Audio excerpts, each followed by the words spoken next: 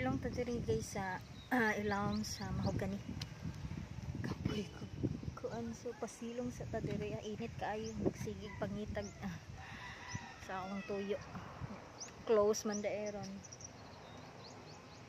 Sorry lang sa ko magtambay-tambay guys. Palipas oras. Gilaay akong kinabuhi. Ay nako. Kapaet.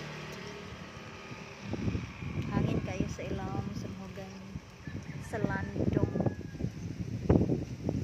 Grabe hangin. Palit-palit ko ng mga dahon. Tapos kahangin. So tambay for now. Just for a while. Later mo ulit ako kay wakoy na pala sa akong lakaw. Puro sirado, puro na mahuway ang mga tao. Saturday, tigmahuway pa man dahil lawa pa naman ang ilang kwaresma. Ito ay so mauna to guys. Sakto na kong paho. Charot. Balik na ko sa balay.